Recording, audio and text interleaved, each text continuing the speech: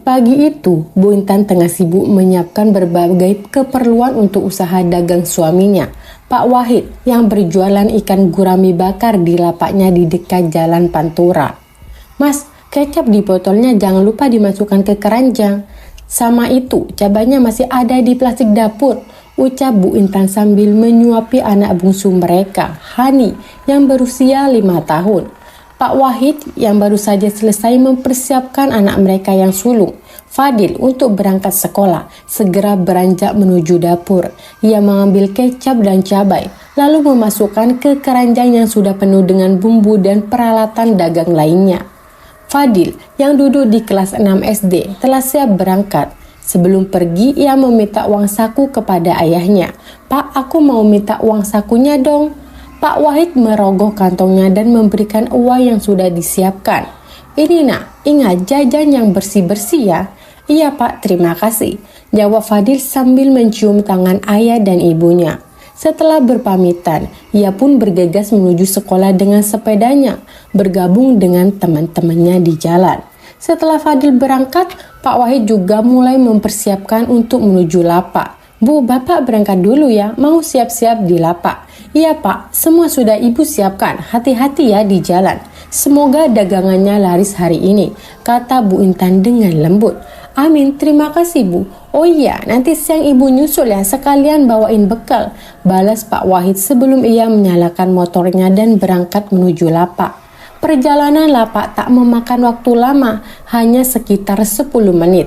Setibanya di sana, Pak Wahid segera menurunkan barang-barang dari motornya, mulai menata lapak dan membersihkan area jualannya. Ia menyiapkan semua bumbu dan peralatan di meja kecil di samping tempat pemanggangan ikan. Menjelang siang, beberapa pelanggan setia mulai datang. Ada yang memesan untuk makan di tempat dan ada juga yang memilih dibungkus untuk dibawa pulang. Meskipun rasa gurame bakar Pak Wahid terkenal enak, jumlah pelanggannya masih terbilang biasa saja. Bagi Pak Wahid, dagangannya seperti itu sudah cukup, tetapi dalam hati kecilnya ia selalu berharap bisa lebih laris. "Saya makan di sini, tolong bikinkan 2 porsi gurame ya," ucap seorang pelanggan ibu-ibu yang baru datang. "Minumnya teh tawar panas aja, 2 ya Pak." "Baik Bu, tunggu sebentar ya," balas Pak Wahid sambil segera menyiapkan pesanan. Tak butuh waktu lama, pesanan ibu itu pun matang. Pak Wahid mengantarkan 2 porsi gurame bakar ke meja pelanggan. "Permisi Bu, ini pesanannya," ucap Rama sambil meletakkan makanan dan minuman di meja. Ibu tersebut tersenyum dan mengangguk, puas dengan pelayanan Pak Wahid. Hari itu meskipun pelanggan datang silih berganti, Pak Wahid tetap berharap agar usahanya bisa terus berkembang, memberi rezeki lebih bagi keluarganya. Setelah Bu Retno pergi, suasana di lapak Pak Wahid kembali tenang. Beberapa pelanggan mulai melanjutkan makan sambil berbincang-bincang. Pak Wahid yang masih merasa sedikit risih dengan perlakuan Bu Retno, berusaha menenangkan diri dan melayani pelanggan lain yang datang. "Maaf Pak, kami jadi terganggu dengan sikap Ibu Retno tadi," ucap salah satu pelanggan, seorang ibu parubaya dengan senyuman simpatik. "Kamu pasti sudah terbiasa dengan perlakuan seperti itu ya?" "Iya Bu, sudah biasa, namanya juga hidup di desa ini," jawab Pak Wahid dengan tersenyum. "Kita harus tetap sabar dan fokus pada usaha." Beberapa saat kemudian, Fadil kembali dari sekolah. Dia langsung mencari ayahnya di lapak. Ada yang mau kupamerin, Fadil berlari menghampiri. "Wah, ada apa nak? Ceritakan," tanya Pak Wahid dengan antusias. "Aku dapat juara kelas Pak." Fadil menunjukkan sertifikat kecil yang dia terima. "Alhamdulillah nak, ayah bangga sekali, nanti malam kita rayakan ya," jawab Pak Wahid sambil memeluk Fadil dengan bangga. Bu Intan yang sudah bangun dari tidurnya pun datang menyusul Fadil. Dia membawa bekal yang sudah disiapkan untuk Pak Wahid. "Duh, sayang sekali aku ketinggalan berita. Selamat Fadil," serunya. Mendengar berita bahagia ini, pelanggan di lapak juga ikut bertepuk tangan. "Selamat Fadil, semoga jadi anak yang lebih pintar lagi," ucap seorang pelanggan. "Terima kasih Bu," jawab Fadil dengan wajah ceria. Setelah semua berkumpul, Bu Intan mengajak Fadil untuk duduk di dekat lapak dan menikmati bekal yang dibawanya. "Fadil, jangan lupa ya, belajarnya harus giat. Ayah dan ibu ingin kamu sukses di sekolah," nasihat Bu Intan. Di tengah kehangatan keluarga, Pak Wahid kembali melayani pelanggan lainnya. Dia merasakan kebahagiaan yang sederhana, meskipun tekanan dari kehidupan sehari-hari masih ada. Dia berharap suatu saat usaha mereka bisa berkembang lebih baik dan bisa memberikan kehidupan yang lebih layak bagi keluarganya. Sementara itu, di rumah Bu Retno, dia tidak berhenti membicarakan lapak Pak Wahid dengan tetangganya. Sudah kukatakan Pak Wahid itu hanya bisa berjualan ikan bakar, selamanya tidak bisa kaya, ucap Bu Retno sambil menyajikan teh manis untuk tamunya. Tetangga Bu Retno hanya mengangguk, tetapi mereka juga mulai merasakan kasihan dengan Bu Intan yang sering jadi bahan ejekan. Meskipun begitu, mereka tahu bahwa kehidupan tak selalu terlihat seindah yang dibayangkan. Kehidupan di desa itu berjalan dengan dinamika sendiri, di mana cinta dan harapan bisa ditemukan di tengah kesederhanaan dan tantangan. Pak Wahid dan Bu Intan pun terus berusaha meski terkadang ada rintangan di depan mata. Mereka yakin bahwa kerja keras dan ketulusan hati akan membawa berkah di masa depan. Pak Wahid yang baru pulang setelah seharian bekerja di warung, melihat istrinya Bu Intan sedang menyapu halaman rumah dengan tenang. Ia berhenti sejenak di depan rumah, memperhatikan bagaimana Bu Intan tetap semangat menjalani rutinitas meskipun banyak halangan dan ejekan yang dia terima sepanjang hari. "Hai Bu, capek ya?" Pak Wahid bertanya sambil membuka sepatunya. Ibu Intan tersenyum lembut. "Lumayan Pak, tapi ini kan sudah jadi tugas sehari-hari. Bapak sendiri gimana? Jualan lancar kan?"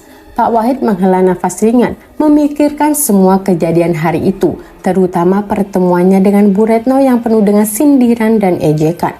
Namun, ia memilih untuk tidak mengungkapkannya kepada istrinya.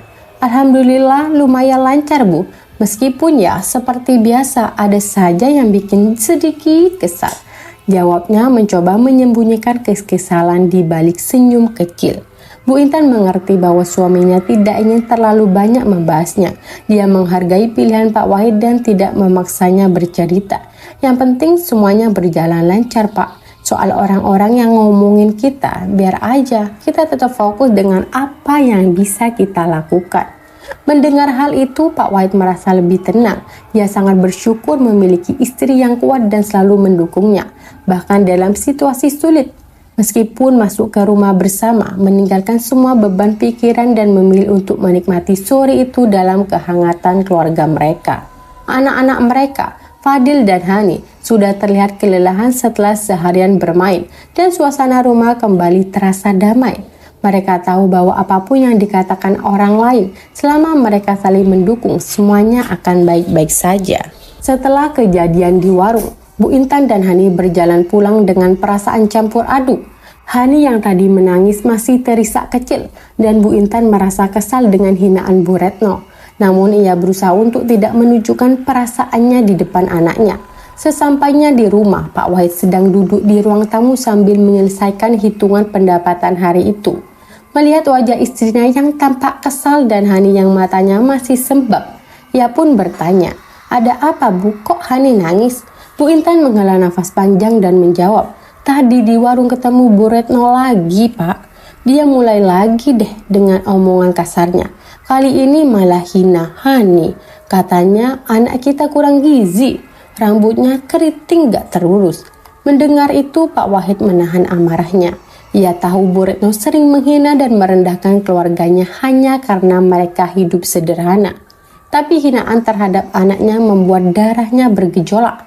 Sampai segitunya dia ya, mentang-mentang kaya seenaknya saja menghina orang lain, gerutu Pak Wahid. Bu Intan menenangkan suaminya, "Sudah Pak, gak usah dipikirin. Yang penting kita tetap fokus ke keluarga kita. Biarkan orang seperti Bu Retno dengan kesombongannya." Pak Wahid mengangguk. "Kamu benar Bu, kita harus tetap bersyukur dan gak perlu pusing dengan orang-orang seperti dia." Sambil mengusap kepala Hani yang sudah mulai tenang, Pak Wahid berkata dengan lembut, "Hani cantik kok, keriting rambutnya itu indah. Jangan dengarkan omongan Bu Retno ya." Hani hanya tersenyum kecil, lalu memeluk ayahnya. Malam itu suasana rumah kembali hangat meskipun ada gangguan dari Bu Retno. Bu Intan melanjutkan kegiatannya di dapur, sementara Pak Wahid menemani Hani dan Fadil di ruang tamu. Meskipun kehidupan mereka sederhana, mereka tahu bahwa kekuatan keluarga dan kebersamaan adalah hal yang terpenting memiliki mereka. Pak Wahid yang kembali duduk sambil menikmati rokok yang tadi dititipkannya. Mereka semakin yakin bahwa mereka akan terus bertahan dan menjalani hidup dengan baik. Meskipun ada orang-orang seperti Bu Retno, keluarga kecilnya adalah harta yang paling berharga. Pak Wahid merasa canggung sejenak menatap Mbah Mojo yang terlihat sudah sangat tua namun memiliki tatapan tajam dan penuh misteri. Dengan suara pelan dan hati-hati, Pak Wahid mulai berbicara. "Bah, saya datang ke sini karena ada masalah yang sudah lama saya pendam. Saya ingin memberi pelajaran kepada seseorang yang terus-menerus menghina dan merendahkan keluarga saya." Mbah Mojo mengangkat alisnya. Senyumannya tipis, tetapi penuh arti. "Oh, jadi kamu ingin bikin dia kapok ya? Siapa yang bikin kamu sampai segini marahnya?" Tanya Mbah Mojo dengan suara yang serak namun penuh wibawa. Pak Wahid menjawab dengan pelan namun tegas. "Namanya Bu Retno, tetangga kami. Dia sudah terlalu sering menghina istri dan anak saya. Saya tidak tahan lagi, Bah." Mbah Mojo menyempitkan matanya, lalu mengangguk-angguk. Masalah harga diri. Baiklah, kamu tahu, bermain dengan hal-hal seperti ini ada konsekuensinya. Kamu harus siap mental dan fisik. Kalau kamu ingin dia merasakan akibatnya, tidak bisa main-main, anak muda," kata Mbah Mojo dengan suara dingin. Pak Wahid menelan ludah, merasa sedikit tegang, tapi dia sudah memikirkan ini sejak lama. "Saya sudah siap, Bah, tapi saya tidak mau sampai mencelakakan dia. Cukup biar dia merasa kapok, jangan sampai meninggal." Mbah Mojo tersenyum lebar, memperlihatkan giginya yang sudah jarang. "Santai saja anak muda, saya tahu caranya," katanya sambil bangkit dari duduknya dan melangkah ke dalam rumah, meninggalkan Pak Wahid sejenak. Tak lama kemudian dia kembali dengan sebuah kantong kain hitam. "Ini," kata Mbah Mojo sambil menyerahkan kantong tersebut kepada Pak Wahid. "Isi di dalamnya adalah sesajen untuk mengirimkan rasa tidak nyaman pada orang yang kamu maksud. Tapi ingat, jangan sampai melebihi batas. Kamu harus meletakkan ini di depan rumah Bu Retno saat malam hari. Jangan sampai ada yang melihat. Dan kamu juga harus berpuasa 3 hari setelah ini." Pak Wahid memandang tong itu dengan campuran perasaan lega dan takut. "Terima kasih, Bah. Apa ada yang harus saya lakukan setelah itu?" Mbah Mojo mengangguk. "Setelah meletakkan sesajen itu, kamu harus perlu berdoa dalam hati supaya dia mendapatkan pelajaran. Jangan sekali-kali kamu merasa kasihan sebelum efeknya benar-benar terjadi." Pak Wahid mengangguk dan dengan rasa hormat berterima kasih kepada Mbah Mojo. Setelah itu ia segera berpamitan dan meninggalkan rumah dukun itu dengan perasaan yang bercampur aduk. Malamnya, saat semua orang di rumah sudah tidur, Pak Wahid mengambil kantong hitam yang diberikan Mbah Mojo. Dia melangkah keluar rumah perlahan-lahan, memastikan tidak ada yang melihatnya. Saat tiba di rumah Bu Retno, ia meletakkan kantong tersebut di bawah pohon besar yang ada di halaman rumahnya, lalu bergegas pergi dengan hati-hati. Hari-hari berikutnya, Pak Wahid menunggu apa yang akan terjadi. Pada hari ketiga, ia mendengar kabar dari tetangga bahwa Bu Retno jatuh sakit. Sakitnya tidak biasa. Katanya Bu Retno mengigau sepanjang malam dan badannya lemas tak berdaya. Pak Wahid merasa sedikit puas, tetapi di dalam hatinya ada perasaan yang aneh, antara puas dan khawatir akan apa yang sudah ia lakukan. Di hari berikutnya desas-desus semakin ramai. Bu Retno tidak hanya jatuh sakit, tapi keluarganya mengaku bahwa setiap malam Bu Retno selalu mendengar suara-suara aneh, seperti bisikan yang memanggil namanya, dan ia merasa selalu diikuti oleh bayangan hitam yang besar. Pak Wahid, meski merasa misinya berhasil, kini mulai merasakan ketidaknyamanan. Dia tidak menyangka efek dari sesajen Mbah Mojo bisa sekuat itu. Namun, dia tetap menahan diri, berusaha mengikuti petunjuk yang diberikan oleh Mbah Mojo, berdoa agar efeknya cukup untuk membuat Mbah Retno jerat tanpa mencelakakan lebih jauh. Setelah ritual selesai, Pak Wahid pun pamit pulang ke rumahnya dengan hati yang campur aduk. Di satu sisi, ia merasa sedikit lega karena sudah melakukan sesuatu terhadap Bu Retno. Namun di sisi lain, perasaan gelisah tak bisa dihindari. Malam itu Pak Wahid susah tidur. Bayangan ritual dengan Mbah Mojo dan asap putih tebal yang muncul terus terlintas di pikirannya. Keesokan harinya seperti biasa, Pak Wahid kembali membuka warungnya. Ia menjalani hari-harinya seperti biasa, meskipun pikirannya selalu tertuju pada Bu Retno dan efek santet yang dijanjikan oleh Mbah Mojo. Dia penasaran kapan dampaknya akan terlihat. Selama beberapa hari berikutnya, tak ada tanda-tanda aneh yang terjadi pada Bu Retno. Namun, pada hari ketiga kabar dari tetangganya membuat Pak Wahid terperanjat. "Pak, udah dengar kabar belum? Bu Retno katanya tiba-tiba jatuh sakit," ujar seseorang tetangga yang mampir ke warungnya. Pak Wahid yang mendengar kabar tersebut hanya terdiam. Ia pura-pura tidak tahu dan hanya berkomentar, "Oh iya, kenapa emangnya?" Katanya dia bau busuk terus. Padahal udah mandi berkali-kali. Aneh banget. Suaminya sampai bawa dia ke dokter, tapi gak ada yang salah. Bau itu gak hilang-hilang. Jelas tetangganya dengan penuh heran. Pak Wahid merasa detak jantungnya meningkat. Santet yang dilakukan oleh Mbah Mojo rupanya mulai bekerja. Seiring waktu kabar tentang keadaan Bu Retno semakin menyebar. Tidak hanya bau busuk yang menyertai tubuhnya, tetapi dia juga sering mengalami hal-hal aneh di rumahnya. Barang-barang yang bergerak sendiri, suara-suara aneh di malam hari, dan tubuhnya yang lemah tanpa sebab yang jelas. Beberapa minggu berlalu, Bu Retno terlihat semakin menderita. Tetangga-tetangga mulai membicarakan bahwa mungkin saja Bu Retno terkena kutukan atau sesuatu yang berbau mistis. Bu Retno yang biasanya angkuh dan suka menghina orang lain, kini berubah menjadi sosok yang pendiam dan tertutup. Bahkan, suaminya mulai terlihat frustasi karena berbagai upaya pengobatan yang dilakukan tidak berhasil mengatasi bau busuk dan gangguan yang dialami istrinya. Sampai suatu hari, Bu Retno akhirnya datang ke warung Pak Wahid dengan wajah yang lesu dan mata yang sanyo. Ia meminta maaf dengan suara pelan. "Pak Wahid, Bu Intan, maafkan saya. Saya gak tahu yang terjadi sama saya. Tapi saya merasa ini akibat dari semua kata-kata buruk saya kepada kalian." Pak Wahid hanya mengangguk pelan. Dalam hatinya ia tahu bahwa santet Mbah Mojo telah bekerja dengan baik.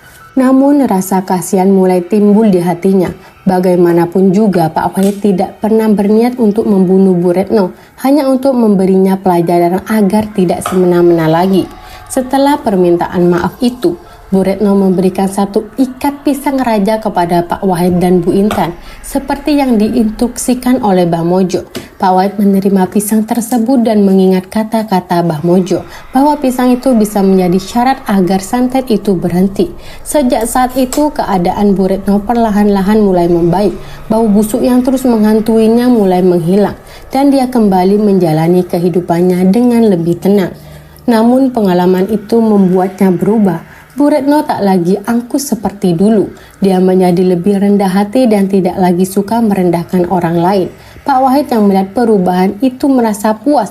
Ia tak perlu lagi menggunakan cara-cara mistis seperti itu, karena pelajaran hidup sudah mengajarkan Bu Retno untuk tidak berbuat jahat. Meskipun demikian, dalam hati Pak Wahid ada rasa bersalah yang terus menghantuinya. Apakah benar-benar yang ia lakukan dengan menggunakan kekuatan mistis? Ataukah ada cara yang lebih baik untuk menyelesaikan konflik tanpa harus melibatkan dunia kegelapan? Dan sejak saat itu Pak Wahid berjanji kepada dirinya sendiri untuk tidak lagi bermain-main dengan hal-hal mistis. Karena dia sadar apa yang ia lakukan mungkin bisa saja berakhir lebih buruk daripada yang ia harapkan. Setelah kejadian itu, hidup Bu Retno benar-benar berubah menjadi mimpi buruk. Bau busuk yang tidak bisa hilang meskipun sudah mandi atau memakai parfum membuatnya dijauhi oleh tetangga dan bahkan keluarganya sendiri. Suaminya semakin sering menghindar dan hampir tidak pernah berada di rumah. Bu Retno yang dulu aktif di masyarakat sekarang lebih sering menyendiri karena merasa malu dan depresi dengan kondisinya. Bu Retno juga mulai merasa bahwa dirinya selalu diawasi oleh sesuatu. Setiap kali malam tiba, suara ketukan di pintu atau jendela kamarnya terus berulang, seolah-olah ada yang ingin masuk. Meskipun ia berusaha tidak memperhatikan, bau busuknya semakin kuat dan kehadiran sosok pocong membuatnya tidak bisa tidur nyenyak. Ia sering terbangun dengan perasaan cemas. Tubuhnya menggigil kedinginan meski cuaca hangat. Suaminya yang semakin tak tahan dengan keadaan ini akhirnya menyarankan agar Bu Retno pergi ke dokter atau dukun untuk mencari tahu penyebabnya. Namun dokter tidak menemukan penyebab medis apapun yang bisa menjelaskan kondisinya. Saat mencoba ke beberapa dukun, mereka semua mengatakan bahwa Bu Retno terkena santet, tetapi tidak ada yang bisa menyembuhkannya. Sampai suatu hari seorang tetua di desanya memberikan petunjuk bahwa satu-satunya cara untuk menghilangkan kutukan tersebut adalah dengan memberikan pisang raja kepada seseorang yang telah merasa disakiti olehnya. Awalnya, Bu Retno tidak percaya, tapi dengan kondisi yang semakin memburuk, dia akhirnya memutuskan untuk mencobanya. Dia mencoba mengingat siapa yang mungkin pernah disakiti oleh perbuatannya. Setelah merenung, teringatlah dia kepada Pak Wahid, tetangganya yang dulu pernah berselisih paham dengannya dalam urusan bisnis kecil di kampung. Tanpa berpikir panjang, Bu Retno segera membeli pisang raja dan mendatangi rumah Pak Wahid. Saat tiba di rumah Pak Wahid, Bu Retno menyerahkan pisang raja tersebut dengan tangan gemetar, meminta maaf atas segala kesalahannya di masa lalu. Pak Wahid yang sudah menyiapkan santet itu pun terkejut melihat keadaan Bu Retno yang begitu mengenaskan. Dia awalnya hanya ingin membuat Bu Retno menderita, namun melihat kondisinya sekarang, dia mulai merasa bersalah. Setelah pisang raja itu diserahkan, perlahan-lahan bau busuk yang selalu mengiringi Bu Retno mulai memudar. Sosok pocong yang selama ini menghantuinya pun tidak pernah lagi muncul dalam mimpinya. Namun, meski kutukan telah hilang, luka batin dan rasa malu yang dialami Bu Retno selama ini masih terus membekas. Dia memilih untuk meninggalkan kampungnya dan memulai hidup baru di tempat yang jauh, berharap bisa melupakan semua teror yang pernah dia alami. Proses pengobatan yang dilakukan Ustadz Raffi terhadap Bu Retno tidaklah mudah. Setelah membaca beberapa doa, tubuh Bu Retno tiba-tiba meronta dengan kekuatan yang tidak biasa. Suaminya kesulitan memegangi tubuh istrinya yang seperti dipengaruhi oleh kekuatan gaib. Matanya terbuka lebar, namun tatapannya kosong. Suara-suara aneh keluar dari mulutnya, seakan-akan ada sesuatu yang berbicara melalui dirinya. Ustadz Raffi terus membacakan doa-doa dengan penuh khusyuk. Setelah beberapa saat, Bu Retno berhenti meronta, tubuhnya jatuh lemas, dan dia terdiam. Suasana di ruangan itu tiba-tiba terasa lebih ringan, seperti ada beban berat yang terangkat. Namun Ustadz Raffi tahu bahwa proses ini belum selesai. Ada sesuatu yang lebih besar di balik ini, kata Ustadz Raffi sambil menatap suami Bu Retno dengan serius. Istrimu bukan hanya terkena guna-guna biasa, ada dendam dan niat jahat yang sangat kuat yang mengirimkan ini. Suami Bu Retno pun terkejut. Apa maksudnya Ustadz? Siapa yang bisa berbuat sekejam ini? Ustadz Raffi diam sejenak sebelum menjawab. Aku tidak tahu pasti, tapi dari yang kulihat, ini ulah seseorang yang sangat membenci istrimu. Guna-guna ini bukan hanya untuk membuatnya menderita, tapi untuk perlahan-lahan menghancurkan hidupnya. Malam itu Bu Retno dibaringkan untuk beristirahat. Namun Ustadz Raffi memberi peringatan kepada suaminya bahwa mereka harus terus waspada. Sosok-sosok gaib yang mengelilingi Bu Retno mungkin akan kembali sebelum semuanya benar-benar tuntas. Beberapa hari kemudian, keadaan Bu Retno masih belum pulih sepenuhnya. Bau busuk itu masih terkadang muncul dan mimpi buruk serta bayangan pocong terus menghantui malam-malamnya. Suaminya pun semakin khawatir. Ustadz Raffi kemudian mengusulkan untuk mencari tahu siapa yang mungkin mendendam pada Bu Retno. Dia merasa bahwa menyelesaikan dari masalah ini tidak hanya dengan doa, tapi juga dengan mengatasi akar permasalahan yang sebenarnya, mencari siapa yang mengirimkan guna-guna tersebut. Suaminya Bu Retno pun teringat akan perselisihan istrinya dengan beberapa orang di kampung, termasuk Pak Wahid yang akhir-akhir ini tampak sangat puas dengan penderitaan Bu Retno. Tanpa menyia-nyiakan waktu, dia dan Ustadz Raffi berencana untuk mendatangi Pak Wahid guna mencari jawaban dan mungkin penyelesaiannya dari semua ini. Setelah melewati pengalaman yang menegangkan dan mengerikan, Bu Retno akhirnya menyadari betapa berharganya hubungan dengan orang-orang di sekitarnya. Meskipun dia telah berusaha meminta maaf dan berbuat baik, nasibnya tampak seolah belum sepenuhnya berpihak padanya. Keputusan suaminya untuk menceraikannya menambah beban di hatinya. Dia pulang ke rumah orang tuanya dengan perasaan campur aduk, menyesal atas kesalahan masa lalu dan merasa kehilangan. Di sisi lain, Pak Wahid yang pernah menjadi target ucapannya merasa lebih lega. Usaha mulai berkembang pesat dan ia bisa melihat betapa pentingnya memperlakukan orang lain dengan baik. Bu Retno yang kini menjadi janda berusaha mencari cara untuk memulai hidup baru. Dia merenungkan setiap tindakan dan ucapan yang pernah dilontarkannya. Mungkin ini adalah saatnya untuk memperbaiki kesalahan dan dia pun mulai berusaha membantu orang-orang di sekitarnya. Dia kembali ke kampung dan berkontribusi dengan membantu Pak Wahid di lapaknya. Dia tidak hanya membawa pisang raja, tetapi juga berusaha menjadi lebih baik dalam segala hal. Mengajarkan orang-orang di sekitarnya untuk saling menghargai dan menjaga perasaan satu sama lain. Sementara itu Pak Wahid pun merasa bahwa hidupnya semakin berwarna. Dengan bantuan Bu Retno, dia berhasil memperluas usaha dan membuka cabang di beberapa tempat. Dia bersyukur atas rezeki yang mengalir, namun tidak pernah melupakan pesan dari Ustadz Rafi untuk selalu rendah hati. Kisah ini menjadi pelajaran berharga bagi semua orang di kampung itu. Mereka belajar bahwa setiap ucapan bisa berdampak jauh lebih besar dari yang mereka bayangkan. Kesalahan masa lalu dapat diubah dengan perbuatan baik dan pentingnya memiliki sikap saling menghargai menjadi inti dari kehidupan bersama. Bu Retno dan Pak Wahid meskipun berasal dari latar belakang yang berbeda, kini saling menghormati dan bekerja sama. Di tengah kebangkitan usaha mereka, mereka menyadari bahwa rezeki yang lebih besar datang dari kebaikan hati dan bukan dari sihir atau tipu daya. Dengan semangat baru, Bu Retno bertekad untuk menjadi pribadi yang lebih baik, menghargai setiap momen dan orang-orang yang ada di sekitarnya. Dia berharap suatu hari nanti, dengan ketulusan hatinya, dia bisa mendapatkan kembali kebahagiaan yang telah hilang.